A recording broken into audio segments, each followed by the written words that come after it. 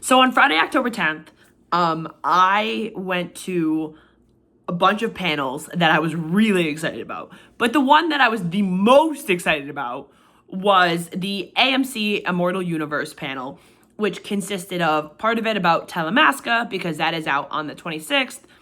And then obviously the other part was about the vampire Lestat, which Interview with the Vampire is my favorite show on television currently. So I was so excited to get to be there. But the Talamasca panel, I think, is interesting because, they're trying to introduce this show and ramp up the press about it because it's a show that no one knows. But they showed us two clips. One clip that got released of Daniel Malloy talking to Guy Anatole, who is played by Nicholas Denton, who is the main character and our POV character, it seems like, for this show. And they are talking about the Interview with the Vampire book that Daniel put out post season 2 of Interview with the Vampire, and how the Talamasca edited some of it and added some stuff in, including a page about Guy Anatole's mom, who he knew nothing about really, because she, I guess, according to the clip, died when he was younger from drugs, I believe. But so they have this conversation because he says to Daniel, like, what do you know about her? And Daniel says, only what I was told. What do you know about her? And Guy says, only what I was told.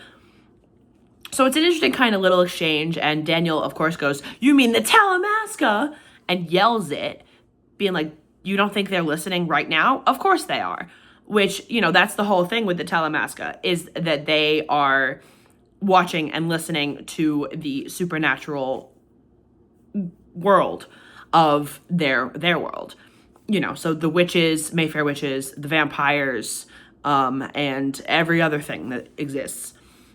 But the other thing that I thought was interesting, or the other clip we got, which was not released, was Jasper, who was played by William Fichtner, who was at the panel, has this remnant vampire that lives in his basement, that he is creating a bunch of them as like backup, basically, which I think is a fascinating concept, because you have a vampire, Jasper, who is creating other vampires, but only to be like soldiers, basically, because he basically tries to scare Guy with this remnant vampire called Checkers that he controls via like dog clicker, which I think is really interesting considering how high tech the Talamasca is, that to have this such an analog thing.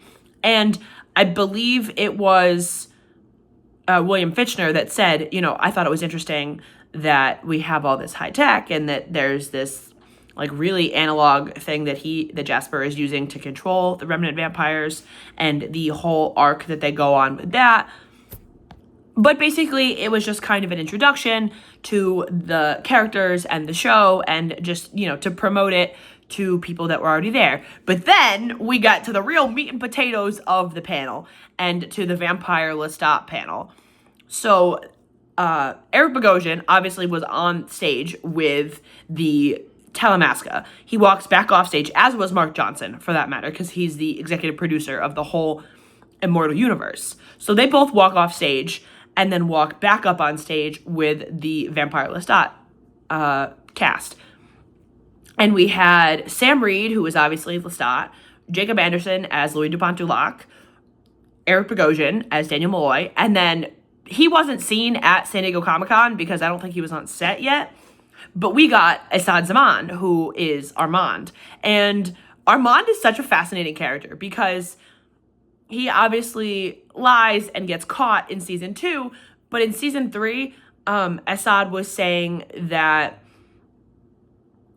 he, is trying to like figure out who he is, and then where everybody else fits in with him will just fall in line once Armand like centers himself, which I think is interesting because for the last 70 years, Armand was in a relationship with Louis, and that was kind of his whole identity, right? So now that he is by himself and he is a maker, because obviously he turned Daniel at the end of season 2, we get to experience the devil's minion that is very clearly coming, that they were kind of dancing around because obviously they don't want to ruin anything.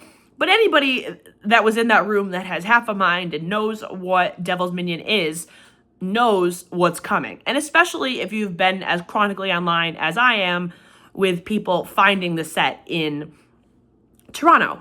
But also, obviously with Sam there talking about Lestat and Louis, and for the first time since being announced at San Diego Comic-Con, we got Jennifer Ehle, who is playing Gabriella, who was Lestat's mom. And so there was questions about how Gabriella fits into it and what the dynamic is between Lestat and Gabriella.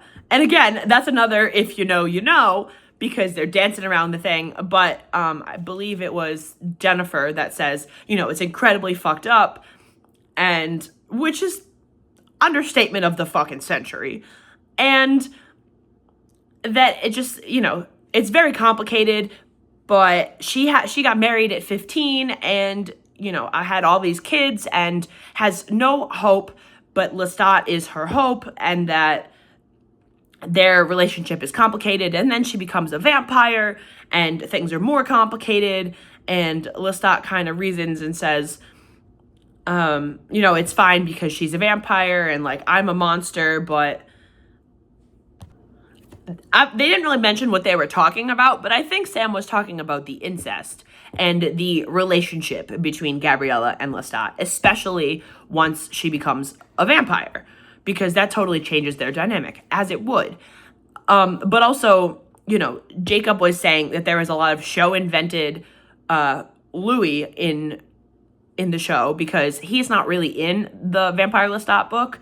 He's very sparsely in it. And obviously, nobody wants to get rid of Jacob Anderson. So there is a lot of show invention by Rollin and Hannah Moscovich, who was also there, and the writer's room, which honestly was my chief concern going into the season, knowing how little Louis is in the book. I'm we just spent 2 seasons with Louis, getting to know him and who he is, and him working through his trauma with Daniel, and then his relationship with Armand blowing up and reuniting with Lestat. Are we just going to drop Louis? And the answer is no, which of course, I don't know why I doubted that writing team, because they've been really, really good with all of the characters and balancing storylines and such. I do wish we had more episodes and that it wasn't every 2 years, but you know what? It's very high quality television, so I will wait. But that he said, it's incredibly fucked up, and you can only own the night for so long, because despite the fact of putting the photo of Paul on the wall and the dress on the wall, Louis' child still died, and it's not something you just get over. Which is, of course, a reference to Armand saying to Louis, it was one night 70 years ago. Aren't you over it? And no, he's not. Because also, the reunion with Lestat last season proves that neither of them are over it. Lestat very clearly is not. And Delaney is going to be back in the show. And the extended look that we got at the panel is Delaney in a season 1 costume right after she got changed, right? So we're clearly getting Lestat's version of the Claudia change, which I think is going to be very interesting, because we've seen Louis' version, and we saw how Louis begged and pleaded with Lestat and basically baby trapped him in a relationship and said, hey, so I won't leave you, I promise, whatever, which is incredibly manipulative, but Louis and Lestat manipulate each other, so, it's not unwarranted, or it's not abnormal for them, which I think is also what makes their dynamic fun.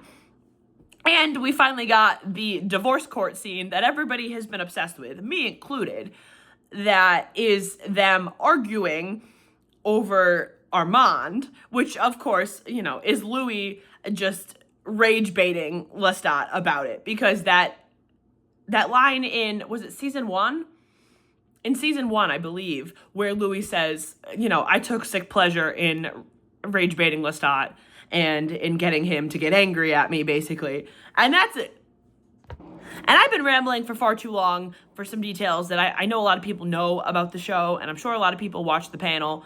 But I had so much fun, and it was so cool to be there and to see them so close, to just hear them talk about the different aspects that they're all working on. Also, I saw Assad sign a blender when people were holding stuff up for the cast to sign, which I thought was incredibly funny because there is a thing in the book about Armand being obsessed with blenders. And I don't know why it started happening. I guess just because it's new tech. But then he signed a blender, he kissed it, and then handed it back to the person whose blender it was. And I could not stop laughing. I thought it was so funny. And he obviously knew what he was doing too. But it was very cool to be there. I had never seen any of the cast in person, so that was even cooler. Hannah Moscovich had some really fun answers. She is one of the head writers and, again, was kind of dancing around some stuff. And the teaser, after looking at it, is just incredible. And I cannot wait for this season. Also, one of the writers posted April 2026. So it is kind of far away, but it's also not that far away. So just, we're sort of almost there. And oh God, I'm so excited. And I will talk to y'all next time.